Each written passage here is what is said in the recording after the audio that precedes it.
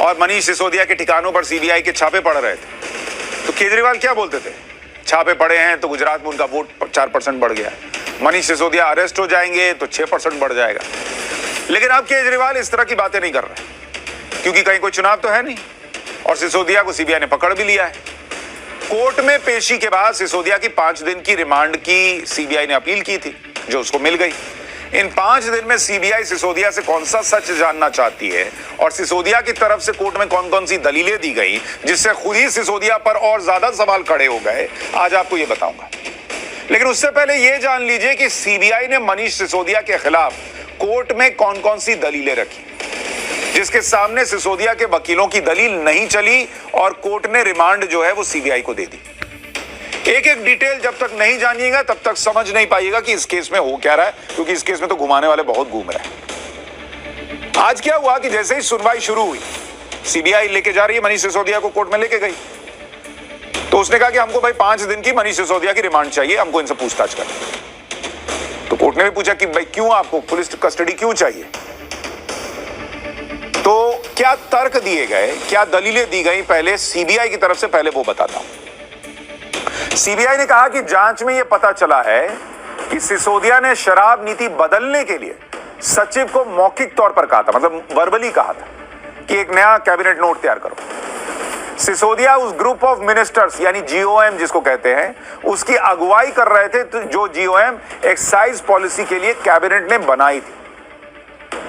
CBI ने कहा कि पूरा केस बॉस मुनाफा कमाने का है। प्रॉफिट मार्जिन 5% से बढ़ाकर अचानक 12% कैसे कर दिया गया, इसी को लेकर सारी जांच हो रही है। सीबीआई के मुताबिक कमीशन के परसेंटेज में अचानक बदलाव के बारे में मनीष सिसोदिया से जब पूछा गया तो वो जवाब नहीं दे पाए कि आपने 5% बढ़ा के 12% कैसे किया बॉस। तो सीबीआई कह रही है कि वो नहीं बता पाए। सीबीआई के मुताबिक मनीष सिसोदिया ने दावा किया कि उनका इस केस में कोई रोल ही नहीं है, जबकि जांच में पता चला कि वो व्यक्तिगत तौर पर फैसले ले रहे थे। सीबीआई ने यह भी दावा किया कि मनीष सिसोदिया ने अपने मोबाइल फोन बदले। सीबीआई ने कोर्ट को बताया कि बहुत ही सीक्रेट तरीके से यह पूरी साजिश रची गई। सीबीआई का दावा है कि सिसोदिया का वो फोन उन्होंने मांगा उनसे, जिसे वो 2020 के जनवरी से इस्तेमाल कर रहे हैं, कि भाई वो फोन दिखाइए, इतना पुराना फोन आपका। सीबीआई के मुताबिक आरोपियों को आमने सामने बैठाकर भी पूछताछ करेंगे तो सही तरीके से बात जो है वो निकल कर आ पाएगी, इसीलिए सिसोदिया की पुलिस कस्टडी दी जाए। लेकिन ऐसा नहीं होता है कि भाई सीबीआई ने कह दिया और कोर्ट ने दे दिया। सीबीआई ने दलीलें रखी तो मनीष सिसोदिया की तरफ से वकीलों ने भी कोर्ट के सामने दलीलें रखी, और मोटे तौर पर उन्होंने 3 मुख्य बातें कही मनीष सिसोदिया के वकील। अब वो भी सुनिए उन्होंने क्या कहा।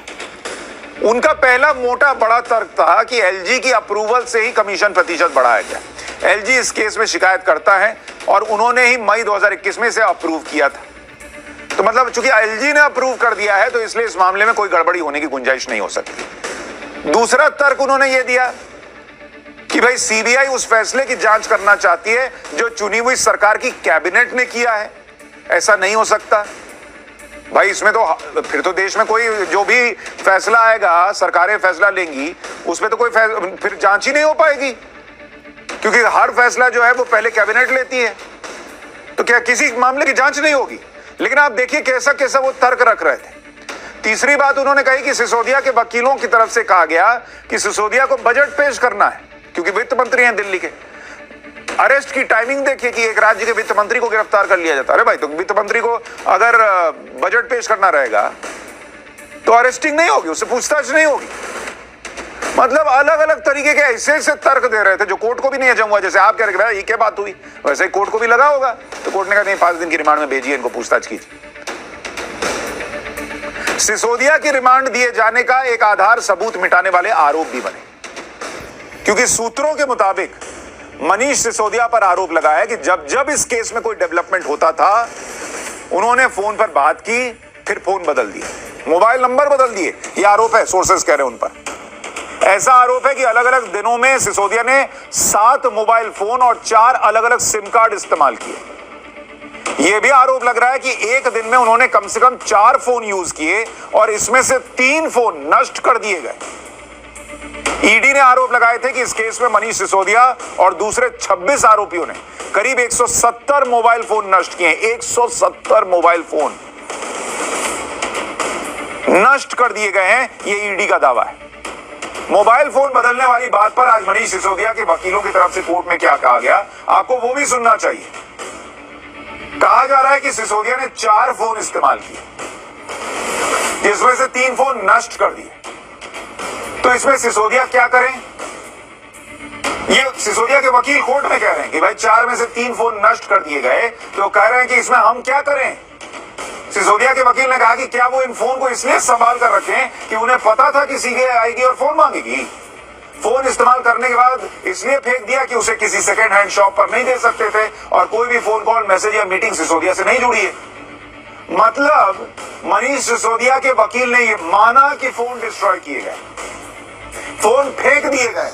वो कह रहे हम कहीं और तो बेच नहीं सकते थे। लेकिन बॉस, इस देश में कितने ही ऐसे लोग हैं जो फोन इस्तेमाल करते हैं और कोई नया फोन ले लेते हैं तो वो पुराना फोन घर में पड़ा रहता है। कभी कभी किसी और गरीब को दे देते कि चलो तुम यूज करो। चलिए मिनिस्टर थे तो किसी और को नहीं दे सकते थे। फोन फेंकता कौन है भाई? फोन फेंक दिए और वकील मान रहा है कि हम क्या इसलिए बचा के रखते कि सीबीआई कभी आएगी और मांगेगी। अरे सीबीआई नहीं भी आके मांगेगी तो मोबाइल फोन कौन फेंकता भाई? मैंने तो आज तक किसी को मोबाइल फोन फेंकते नहीं सुना भाई। मेरा तो कोई दोस्त नहीं फेंका। और ये लोग आम आदमी हैं, इतना भी कल्चर की मोबाइल फोन फेंक दिया कि इस्तेमाल हो गया, लो हटाओ इसको फेंको। ऐसा करते हैं क्या?